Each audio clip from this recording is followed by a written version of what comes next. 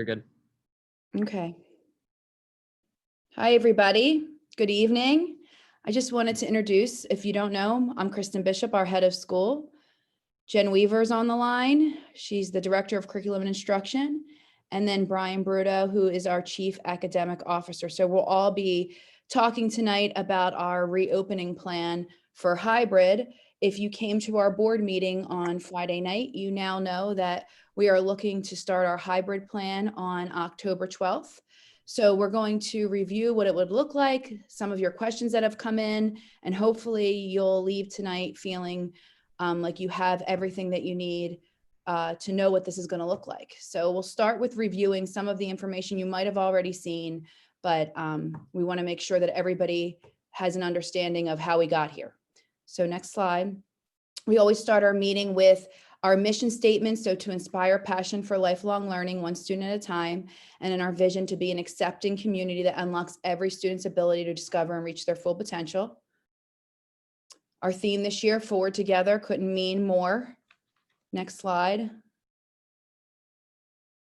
So the goal for tonight and for most of our meetings, the last couple, is to make the best decision for all our stakeholders. We care very much about the health and welfare of all of our students, staff, and families. That's always at the forefront of all our decision making.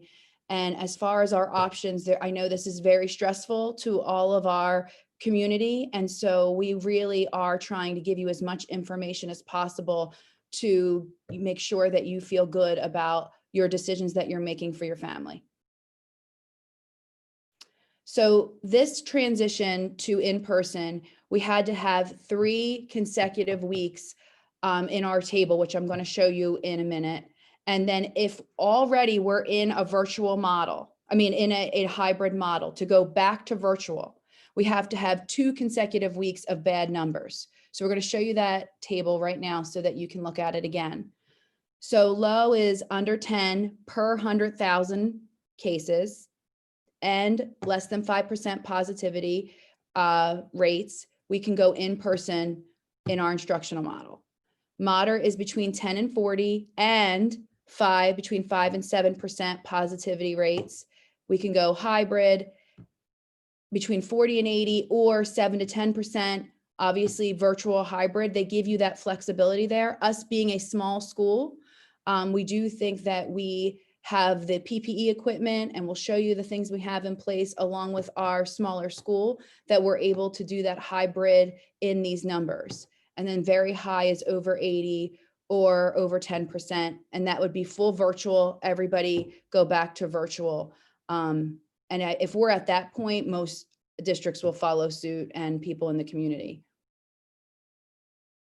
So this is what our weeks look like. In the past, we went from, our week 4 was 207. If you see that 39.65 incident per rate, that's the chart on the left. It went up for the next 2 weeks, 67.4, 64.17, and then last week was 49.8. So we definitely had a better week last week, but we'll show you exactly what that means too.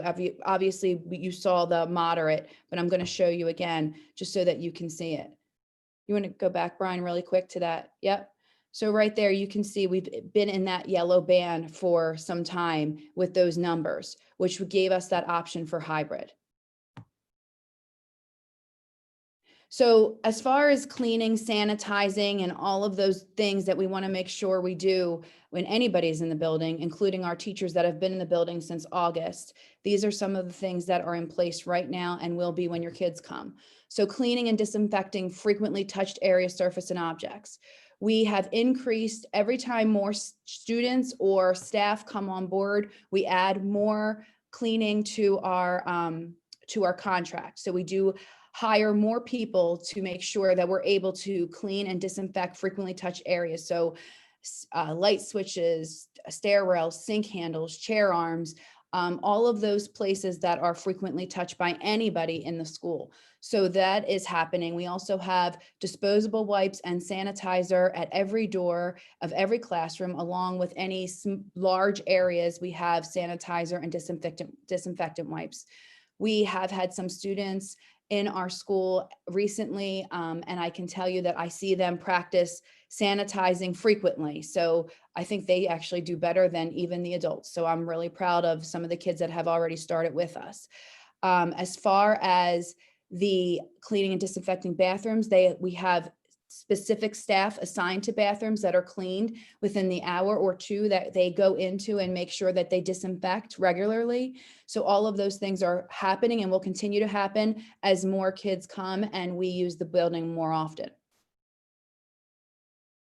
The water fountains are already disengaged, so they'll be they will not be on. We do have the bottle refillers where you don't have to put your mouth to any water fountains, and students will be able to fill up their water bottles. I know ventilation is a big question, and I want you to know there was an engineer who assessed every single room, every single bathroom when it comes to ventilation, and a balancer just came on to staff. We did purchase bipolar ionizations, which are for your actual ventilators, and they will filtrate the air. So that is happening. Obviously, there's enough ventilation for the staff and students that will be in the building. It's just another layer of precaution that we're putting into the school. The exhaust fans and our dampers are all up and on. So that is something we continually look at, reflect on. We are looking at for the summer projects next year, replacing some. But for right now, as kids come in, as we turn our heat on, we will be ready and have the appropriate ventilation and has been checked by that engineer and that balancer. The cleaning products, everything has specifications that before we buy anything, especially large bulk of sanitizer or cleaning products, or even the wipes that the kids will use, they actually were looked at, all the specifications. They can wipe their hands with them and wipe the surface area. That also plays into the disinfectant. So that's all safe for our kids. And I already talked about the additional cleaning personnel. So as far as sharing materials, none of our students will share personal school supplies. I'm sure you saw in that video that we did, the Four Together video, you saw in the classrooms, special bins or things that were on the side of the table that was just for that student. They'll have all kinds of organizational systems to make sure that your students' supplies are for them and they won't be shared among other students.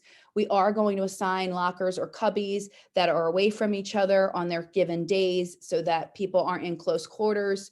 We will minimize all of the high frequently touched things like sports equipment. If they do have to use sports equipment, we have sanitizer that we can disinfect, spray, playground equipment. So all of those things will have those sprays. So if kids are using them, they'll be disinfected regularly. But we will limit contact with any kind of sharing of supplies. iPad and Chromebooks, we are asking if your kids are coming to hybrid that they bring their iPad or Chromebook, and we will, if they need to, wipe that down, but we will not be sharing devices. We're one-to-one, so there won't be a need to do that. Social distancing and other safety protocols. We do have one-way traffic patterns in the hallways, and they're all labeled on the doors and in the hallway floor. Exterior doors are marked, exit signage, there's staggering of arrival and dismissal that we'll have so that less kids are coming in the hallways at a time.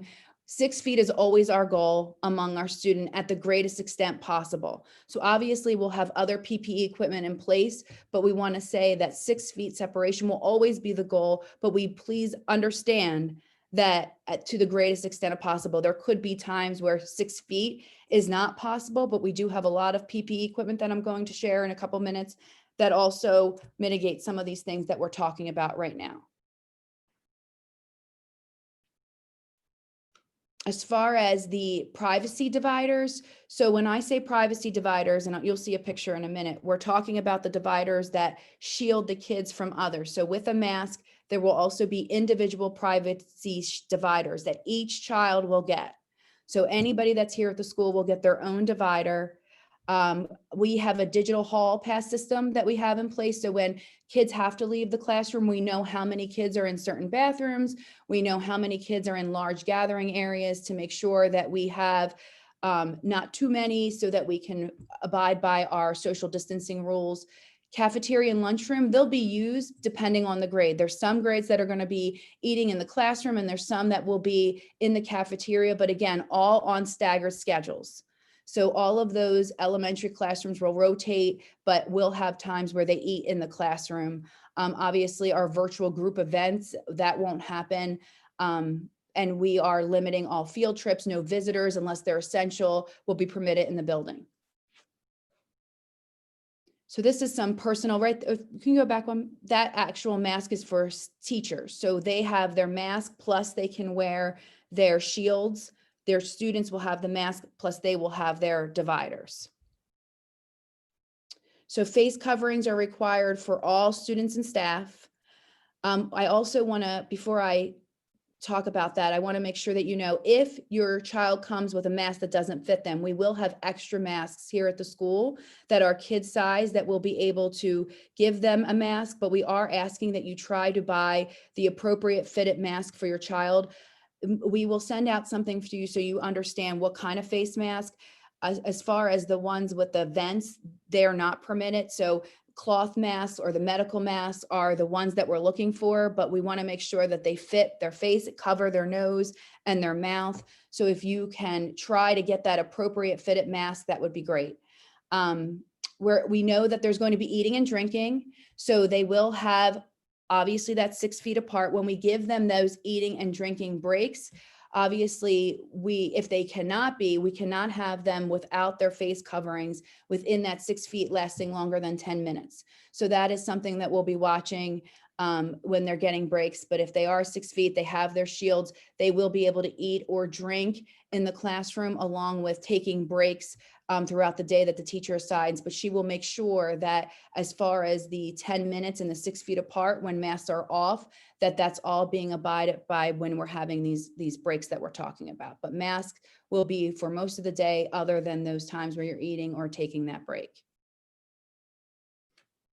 We do, there was one more thing I forgot. We do understand that there's some accommodations for mask wearing, and we will meet those guidance through your IEP meetings, 504 meetings, or if your healthcare provider or school nurse is involved. So we do understand that there is some of those meetings that might need to take place based on these guidance. So as far as monitoring staff and student health, you see those dividers right there. There's actually a student with a divider. So that's what it would look like. So when you come to school, we're asking that all the staff obviously it does this already, but we're asking for you and your families, you're going to complete an acknowledgement form that you are going to be required to screen your children for symptoms at home each day prior to coming to school. So there is a list of symptoms, and we'll look at that in 1 minute. But if a student or staff member exhibit any symptoms when they're already at school, they'll report immediately to the nurse. They'll be isolated. Individuals will be isolated. We'll temperature check them. We'll assess them for COVID-19 symptoms, and then we'll ask them general questions regarding their symptoms. So if you do, those students will be isolated immediately, but we are asking that if you have any of the symptoms, you do not send your children to school. So we do understand that there's common colds or strep throat, but we will ask you to keep your kids at home until we can go through the proper requirements before they come to school, because they will be sent home if they come sick. Not every child will get their temperature taken when they come to school. That is something that you're acknowledging that you do every single day before they come to school. If they forget, we do have the temperature screening in the front of the school along with the school nurse, but we're asking that you don't forget and that you understand that this is going to take all of us working together. And that's probably one of the most important things that has to happen at home as part of this agreement if you are signing up for hybrid. So any student or staff and visitor who becomes sick during school that have any symptoms, they will follow all of these guidelines. We will go through the Chester County Health Department. We will contact you. All of those things will happen. Anytime there's symptoms or any speculation or any of that, we contact the Chester County Health Department. I will tell you that even with the teachers here, I've had some teachers that were just regular PTO day, or some teachers that might have quarantined out of precaution. And there was speculation among teachers because they were working from home that they had COVID, and that was not the case. So I'm asking, if you see somebody who is quarantining, to not speculate that they have COVID, to not gossip or share misinformation on social media. I will ask the social media administrators that if you are putting anybody's medical information out on social media, that they immediately take it down. But I also want you to understand that there are people that will, out of precautionary, they traveled or they were with somebody that was positive, but they were negative, but they will still quarantine based on their interaction with that person. And so just because someone's quarantining doesn't necessarily mean that they are COVID. So I'm asking, actually pleading, that you're really careful about speculating. And I understand that this is nerve-wracking and people want to know, but this is people's personal medical information, and I really can't stress that enough. So here is the symptom monitoring. So obviously you're going to take their temperature on their forehead with a touchless thermometer. You're going to make sure you're asking the questions if they took any medication to suppress a fever, yes or no.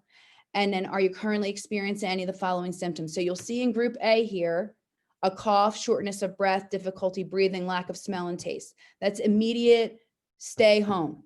Stay home, and we will figure out the process. You will go to the doctors, you'll get a COVID test, and then we'll figure out from there. You'll call the nurse and we will tell you the next steps.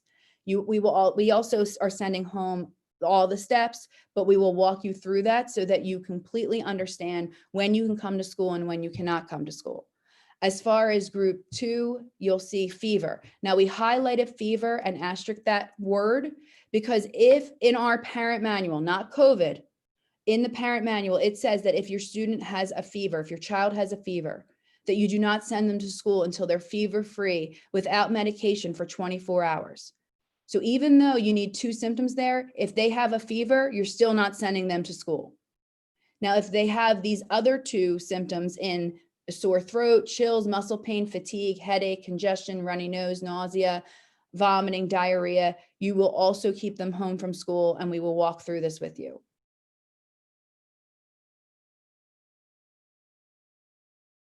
Student transportation. Brian, you want to do this one? Sure. So we've been working with all of our sending school districts regarding transportation arrangements for when we return hybrid on October 12th, and then sort of the phasing in of the additional grade levels over the subsequent 2 weeks. It is important that, and I know that I'm the one who sends these messages out, and I've been hounding a lot of parents, and it's important that our families complete that Act 372 request for transportation form that we have been requesting. There was some confusion, I think, at the beginning of it, where in the spring we had sent out digital surveys that collected a lot of your information regarding transportation requests. And why we did that is we tried to get that information of who was going to be requesting transportation for this school year to districts as early as possible, because all of us working in education realize how critical school bus transportation is with making any of this work here this fall, especially when we were looking at how to use social distance on busing early through this process. However, school districts need a paper copy, the actual form on file, or else they can suspend your kids' transportation. So a lot of our school districts have been great working with us and are very accommodating, but at some point they need that form or they're going to suspend your child's transportation because it's related to district subsidies. So if you haven't turned that in, you really need to turn that in, or you run the risk of not being allowed on the bus. I don't know when that would happen. I don't know how every district is going to act, but we want to make sure that that doesn't happen. So when riding on the bus, if coming to school in this hybrid model, students are required to wear a mask. They must wear a mask in order to board the bus and must wear it for the duration of the bus ride. There's a limit of 2 students per seat on the buses, and the bus drivers are going to work to try to make sure that siblings sit together.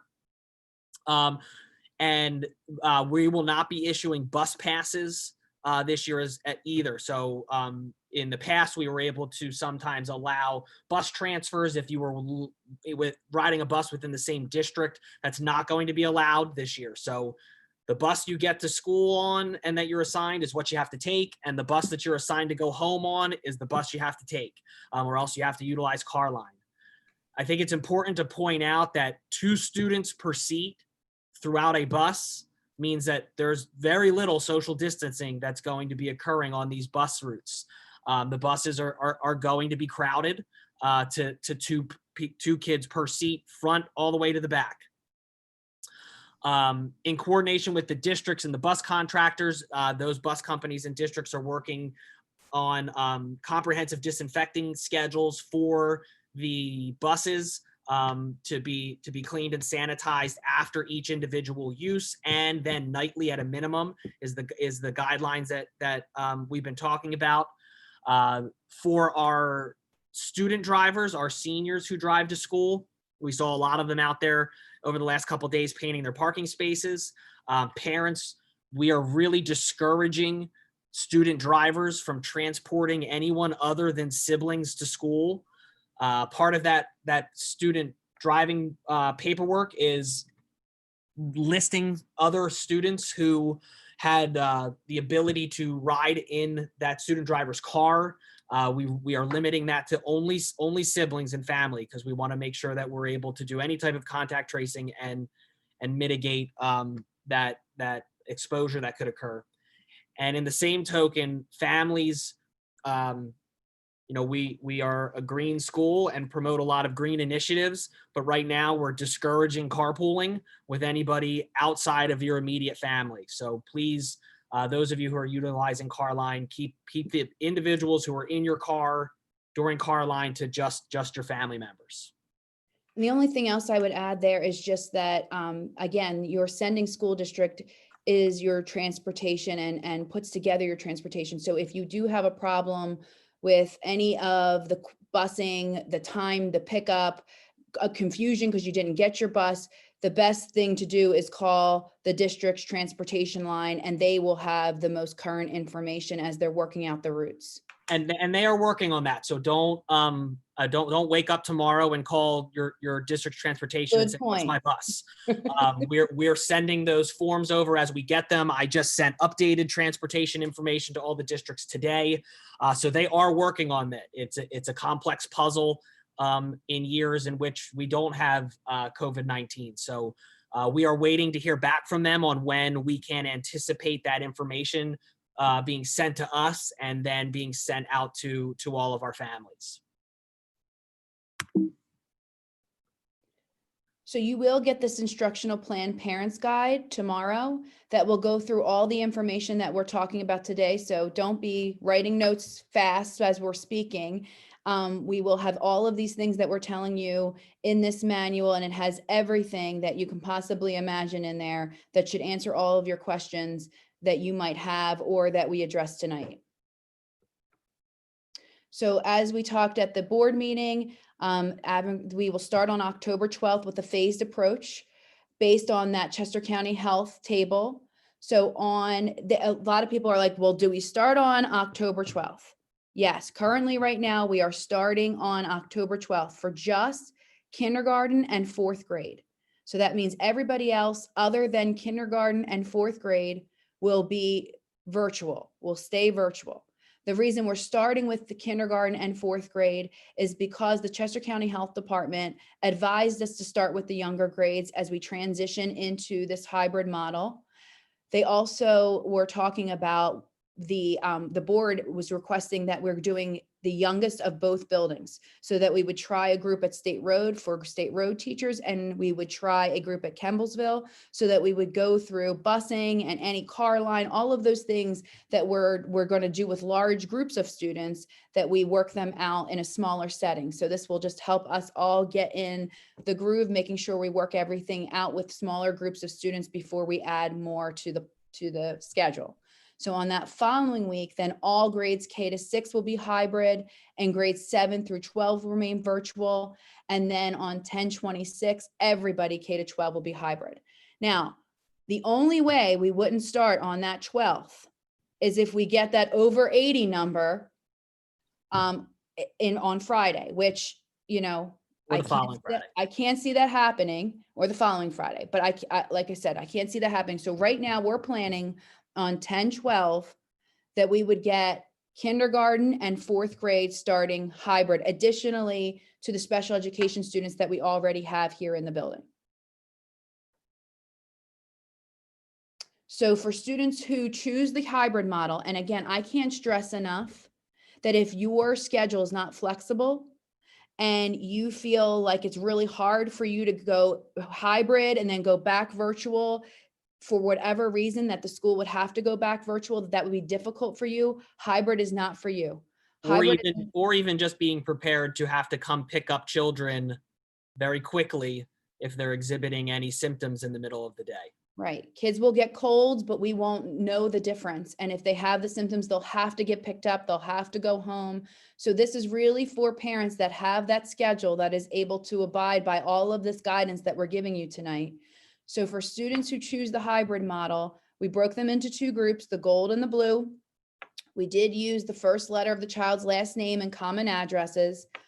So we're really trying to keep families and siblings together on the same days. So the last name A through K was blue, and the last name L through Z is gold, and all remote learning is red.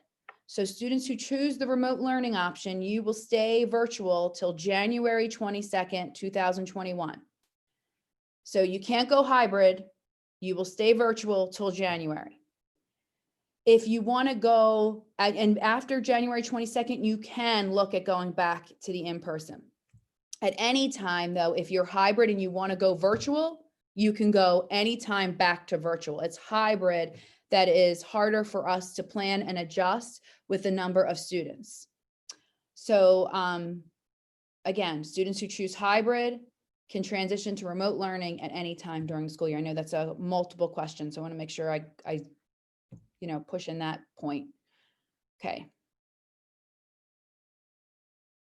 Just to point out, there is a point here about if you are remote, the A to K last name, L to Z last name as blue and gold may be adjusted in that January return, because we're really going to be looking at then balancing class lists. So if you're remote and your last name is, say, Bruto, I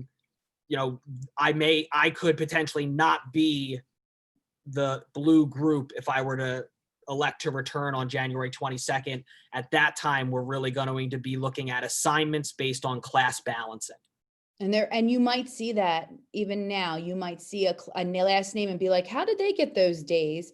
And it could be balancing of classes. We were looking at that last name first and that address, but there could be a kid in a group that doesn't follow the last name rule. You will know that if that's you, but that would only be because we were looking to balance classes.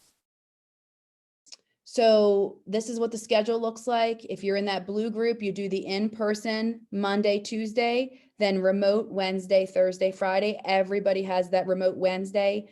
Gold is remote Monday, Tuesday, Wednesday, and then in-person Thursday, Friday, and red is continuously remote. The reason why we did it this way is, one, to make this easy for the days you remember. If you're Monday, Tuesday, you're always Monday, Tuesday. You don't have to remember A day, E day, F day. It's very easy. It's very clear. You have these 2 days, these are your days. The other reason we did that is you had a cohort of kids that would be in a group together for those 2 days, and they'll be sitting in the same spot. They'll be using the same supplies. So if any contact tracing needs to happen, it is the same kids in the same spots with the same children and teacher. Obviously, if they're with upper school, they might have multiple teachers, but they're still in the same schedule. Wednesday is a deep clean. What does deep clean mean? So deep clean means that they sanitize and disinfect with a special spray. It sits for 10 minutes, then they wipe it down. So they'll do that every single day, and every single night. They use it in the bathrooms every single day. But on that Wednesday, they'll make sure they get every individual chair and every individual workspace. They'll also do that on Friday night, so that the group on Monday is getting that deep clean too for that new Monday, Tuesday group. So this is to help us with our health and safety protocols. It allows some consistency, 2 straight days, and also gives them the same cohort of kids. So those were the reasons why we picked this model with our board and our pandemic team. So students will attend school in person on their designated days. Teachers will be delivering live lessons to the students who are in class and students who are logged in home simultaneously. Now, these are some things that we've been practicing now with teachers. We're working on some sample videos for teachers. This is a very hard thing. This is not an easy thing. I keep saying we're excellence through ingenuity. So we're going to try this, and there are going to be kinks to work out. We're going to ask for flexibility and grace as we work this out. We do know that there's going to be bumps in the road, and we're going to have to make adjustments, and that's all a part of learning. What I do know is that if Jen is in my class, I'm not going to be speaking to Jen through the computer if Jen is sitting in front of me. So there will be opportunities when the teachers and kids will be interacting in the classroom if they're in the classroom. However, they will be on their computer sometimes working on their Schoology assignments. This is where our portal of assignments are. So they might be on Schoology, or the teacher might ask them to go into Zoom to work with another student that they're partnering with. So there'll be opportunities for them to be involved in some of the lessons that are planned in maybe a Zoom lesson or in a Schoology assignment. But your teachers will not be talking to your children on the computer when they're sitting in front of you. So I want to make sure I stress that. I know that's confusing because there's a lot of things happening at the same time. And it's going to be hard. There's nothing easy about this, but we do think that with our technology equipment and our teachers that are willing to try new innovative practices, that we'll be able to make this work. Jen, do you want to add some things about that? No, I think you said it accurately. There will be times when kids are on the computer in school, just like they were pre-COVID. And there'll be times they will be on Zoom because maybe the teacher wants to put them in a breakout room with somebody who's at home.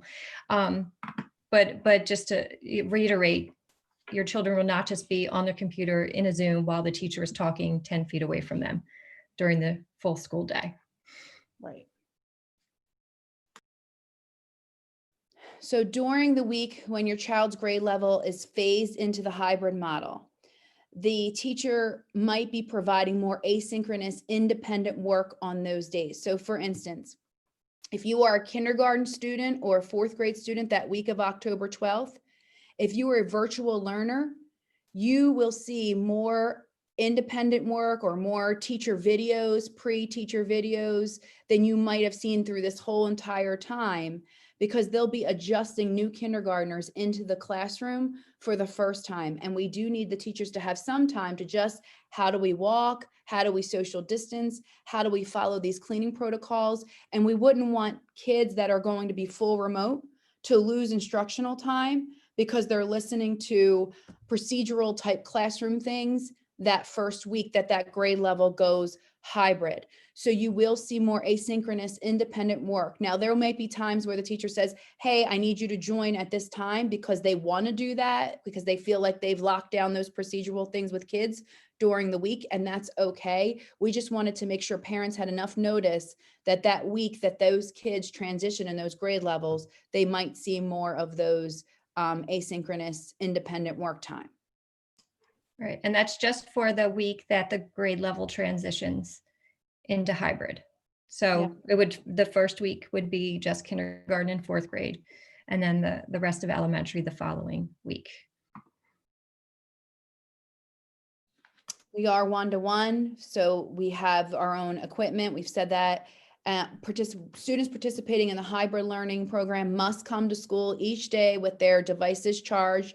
We are asking that you bring headphones as well, just because there will be group work and so many kids talking to kids that's going to be a lot of background noise. So we want to make sure that everybody has headphones when they come to school. Technology fees should be paid up by October 9th. And so we're working on auditing all of the technology fees and clearing out the preloaded fees for students who elected BYOD or might have changed lunch statuses. So we are working on that. But if you do have an appropriate technology fee assigned, we are asking that that's paid for by Friday, October 9th, so that we can make sure that the internal insurance device is taken care of. And then parents, I think the biggest thing is to make sure, especially for our younger learners, that you have conversations with your children. Our teachers and our administrators are going to be doing this once we have students in the building. But let's speak with your children about how to properly transport these devices on the bus. Kindergarten kids transporting their iPads. The earliest grade level we had do this prior to this situation was 7th grade. And now we're going all the way down to kindergarten. And it's a necessity. It's something that we have to do. But we want to make sure that the investment that our school has made into these devices for all of our students is something that can stand the test of time, and that our students can continue to reap the benefit of post-COVID once we're all through this. And students making sure that they're not breaking the devices, leaving them on the buses, and taking care of them is paramount to that happening. I forgot to mention too, before we jump into attendance, that by tomorrow, everybody should have whether you're blue or gold and your days. So you'll get that parent manual, but you also should know what group you're in by tomorrow. Brian, you want to do attendance? Sure. So we spent a lot of time on attendance, more time than I think we all wanted to spend on attendance. And we really went back to even guiding principles that we had back in the spring of, we want our kids to come to school. We want all of our students to attend school and engage in what we're doing, but not at the expense of the health and safety of our larger school population. So we wanted to try to come up with an attendance policy during this time that address the need to encourage families and students to stay at home if they're not feeling well. Because we all know pre-COVID, Sally got sent to school with a fever. Johnny got sent to school with a cough. And that's just how it was. But we really need to not have that happen now, because of what can happen in terms of going all the way to shutting school back down if we're not careful with the health of all of our students and staff. So moving forward, and when we start this hybrid program, a student's lawful attendance, so this is lawful attendance, is still going to continue to be based on them logging into Schoology in their student account during school hours and engaging in the work that they're supposed to be doing for the day. And then on the following day, parents, you would receive a message from the attendance office stating whether or not your child was marked absent the previous day based on them logging into Schoology. So Brian, what you're saying Log into Schoology. Is every day your kids need to log into Schoology. And if they log into Schoology, they will be marked present in school. Correct. Gotcha. Logging into Schoology should be the first thing that students do if they're at home learning, the first thing that they do. And our teachers, when our students are in hybrid and in our buildings, will be making sure that all of our students who are attending the building will be logging into Schoology during that school day. So if your first period is study hall, they will log into Schoology and they will be marked present. If they are on a Zoom, that will not be taking attendance because they're not on Schoology. So everybody needs to log into Schoology. So teachers will still complete period attendance for students in their classrooms and on Zoom throughout their scheduled day. So that is more for us when our students are in our building, we take period attendance to make sure that we know where students are so that we don't have students cutting class, flight risk students. If mom is here to pick up Johnny, that we know where Johnny is. So that's an engagement and an accountability measure. That's not lawful school attendance. Walking through the school building is lawful school attendance. And that's what we tried to base our scenario on, that walking through the school building is just like logging into Schoology. So if you're not going to attend school, whether it's I'm not going to be doing my work and logging into Schoology because I don't feel good and I'm a remote student, or I am in one of my non-in-person hybrid days, or if I'm supposed to be in the building today and I'm not coming to school, I have a doctor's appointment, I don't feel good, I'm taking a mental health day, whatever the reason might be, all the normal attendance procedures that existed prior to COVID-19 are still in effect. You have to send notes. You tell us when you're going to the doctors. You tell us when you're going. You request in advance if you're going on vacation. All the normal attendance procedures are applying.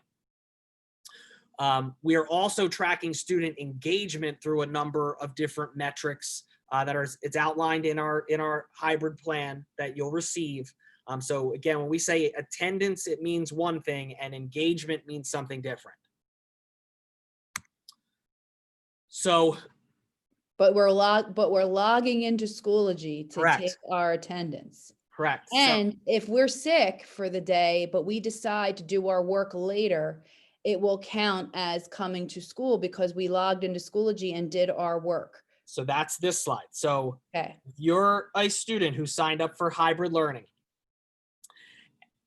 we again are taking the stance that we want to be as flexible and understanding as possible when we are encouraging families to keep their children home if they're not feeling well or demonstrating any of those symptoms of COVID-19. So to help promote that notion of remaining at home, we're developing a little bit of flexibility in the in-person attendance on the days that you're supposed to come to school for hybrid. So on those days, in the past, families used to get a phone call saying you were absent today because you weren't in the building. We are still going to make those phone calls every day so that you know that your child made it to school safely. These are going to be health and safety calls. So every day, if your child is supposed to be in the building, families will get a phone call if for some reason they're not here. Parents of hybrid students should still email and contact the attendance office if their child is not going to be in the physical school building on a day that they're supposed to be. So if I'm a student in the blue cohort and I'm supposed to be here on Monday and I'm not going to be coming to school, my parents should still notify the attendance office that Brian's not coming to school today. However, if you remain at home, you can still participate in the school day by logging into Schoology and completing your assignments and attending your live scheduled Zoom classes just like you would do on your scheduled remote days and still be marked as lawfully present. So again, I'm going to kind of repeat that so it sinks in. I know this can get complicated. I see Jen laughing already. We're going to make a graphic. If you're Log into supposed to be in Schoology. school and you're not feeling well and you're going to remain at home, you can still participate in your school day from home by logging into Schoology under your student account, completing what you're supposed to do for the day, attending the classes that you're supposed to go to, just like you would do on one of your scheduled remote days. And this again is the way that we're trying to promote the idea of keeping your children home if they're demonstrating any symptoms, and to not then worry about the accumulation of excused or unexcused absences. And then again, hybrid students who may continue to be physically absent from the school building when they're scheduled for in-person instruction, that might be that's going to be a conversation with our counselors about then potentially just transitioning to a full remote learning program. So if you're supposed to be in the building on Mondays and Tuesdays and you continually don't show up, we'll have a conversation about what the best learning model really is for you and your children. Jen, what's the takeaway? The takeaway is log into Schoology Thank you. and send in an absence note. if you're not. There you go. All right. So all IEP and 504 meetings will be held via Zoom. Electronic signatures will be requested via HelloSign. Students will receive services outlined in accordance with their 504 or IEP. Students requiring interventions or Title I, students will continue to get their interventions, whether they're in hybrid or remote. Current students who are identified as eligible will continue to get their ELL services. And then the AGCS Wellness Committee has developed a social emotional plan in order to support students' social emotional well-being, whether they're virtual or in hybrid, they will get social emotional support. So we just ask that all students and caregivers exercise flexibility, patience as we transition into this model. We really are asking for grace. We're asking teachers to balance the attention to their support of students in the building and at home simultaneously. It's new for all of us. There's going to be bumps along the way as we figure out a system that works to meet all student needs. And I just need everybody to understand that no one's ever done this before. So we are all new teachers in this, even the administrators. And so there are things that might not work and might be a disaster. We might say, you know what, we're going to try it this way and try it that way. But what I do love about our school is that we'll keep trying things until it works for our kids. And that's the most important thing. We need it to work for the kids, work for teachers to be effective, and we're going to do whatever it takes to make that happen. We also are going to make sure we do whatever it takes to make sure they're safe and that their health and well-being is being met along the way in all of this. So that is always our number one priority. So there are a few questions that were asked that might not have been covered in this presentation. And I didn't answer this one, so I'm going to do it. I wanted to during the presentation. No, next slide, that's fine. They asked if we're going to be COVID tested. Is every kid going to be required to do a COVID test? The answer to that is no. So we do understand that some of the private schools might be asking for COVID testing, but we are not asking for that. A lot of places aren't even COVID testing unless you have symptoms. But more importantly, we also understand that you could get COVID tested and be negative, and then in a week, something happens and you're positive. So, you know, it's that the validity of that test really doesn't make sense to us. So unless you have symptoms or unless you are being contact traced with somebody who has a positive, we would not require you to be COVID tested. So the first question that was in there that wasn't answered is, I saw during the special board meeting that 26% of the school's total students elected to remain virtual. So what is the percentage now? So we have an average between 25 to 45 students per grade level that are looking to go virtual, except 12th graders. All the seniors want to come to school. So we understand that, and we know that that's important, and we will, so we're watching that very carefully. We also are making sure our 12th graders have a senior year experience as best as we can during this pandemic. A quick question: if you signed up for hybrid but decided to stay virtual, who will you notify to let them know that you're no longer interested in hybrid? You'll just reach out to your principal. You can send them an email, let them know that you're going virtual, and they will change everything in the system for you to be virtual. Questions relating to upper school grading. So we do know that there's been some grading changes. This is not due to COVID. There was actually a committee that met and did some grading work. So if you have any questions about specific grading or teachers putting grades into a power school or any of those things, you can reach out to the teacher or the principal directly, and they will help you through that, because that depends on divisions. Right. Jen, and that's specific to 6th through 12th grade. 6 through 7 through 12 or 6? 6th. Okay. Why did we choose to bring back kindergarten through 4th grade? We already answered that question. The Chester County Health Department did recommend us start with the younger grades. So that's why we picked them, along with them being both new to those buildings. And then, you know, help them work out with a smaller group of kids. Will students be taking PSATs and Keystone tests this fall? And the answer to that is yes. Bio Keystones are taking mid-October. They're planning for PSATs in the spring, and I believe SATs are also in October. So those things are happening. Now, Jen, I'm assuming that you are, oh, there was another question about homework.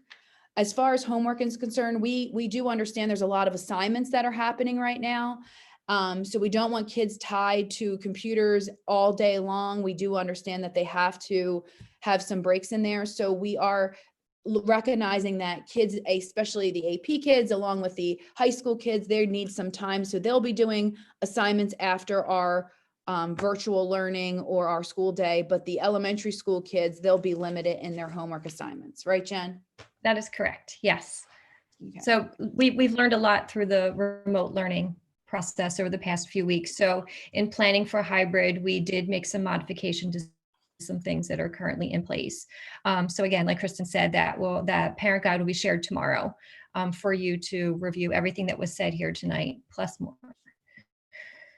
So is there any questions that we didn't address? There is nothing in the chat right Get now. out of town. I don't I believe can't believe it. I'm wondering if it's not working. I don't know what's going on. But there's nothing there. So I have to believe we either did a very thorough job or it doesn't work. So either way, I'd like to think we did a very good job. I'm gonna say yes, that's what happened. But if you do have any questions, read the guide tomorrow. Mm-hmm. Please And read then the guide tomorrow. What's that? Please Please read the guide. Please read the guide tomorrow.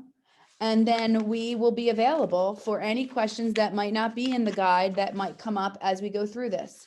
The number one takeaway is masks, find one that fits your student, sign into Schoology for attendance, and please, understand the flexibility that needs to go into this. If you're picking this model, please understand that. I would hate for you to sign this model up and then say, I lost my spot in childcare and now they have to, go back to virtual, because I want to make sure we're as transparent as we can about the flexibility needed in this. And then the other thing is just knowing that people are going to quarantine themselves or people are going to get sick, and that doesn't mean they have COVID.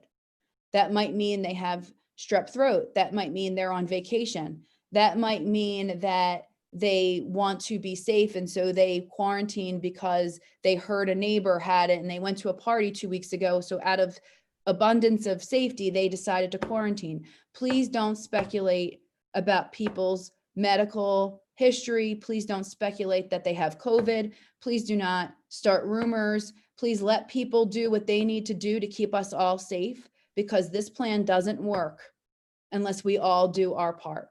So I can't stress that enough when it comes to coming to school. We want to see your kids. We really do. We miss your kids. We want them here. We want to make sure this works. And this only works if we all work together. Do you have anything else, Jen, Brian? Yeah, we do have one question that we. Oh, look, there it works. Yeah, it does. We had several people say it's working. So good.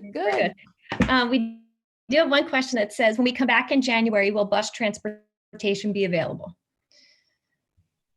So I think we will, obviously we always have to work with bus companies, but they through this entire process have been very accommodating and very transparent with us. And we've been with them, I think as long as we are providing them ample notice of transitioning students, that we shouldn't hit any roadblocks with them come January. Is that a possibility? I never like to rule anything out. But again, all of the districts that we've been working with have been very accommodating and realizing that all schools are going to be going back. All schools need transportation, that they're lawfully required to provide us transportation for the dates and periods in which the charter school is in session, and that they're working with us. That's the only question. Wow. Well, I think that's great. Thank you. How many people are on tonight? Just curious. I saw about 200 at one point. Great. Okay. Yep. Well, again, if after you read the guide, if you have any other questions, we are here to support you, and everybody stay safe and healthy out there. Please don't go to any parties. Keep each other safe so that we can all come back to school and have your kids learn, either whether they're virtual or hybrid. Thanks so much for tuning in.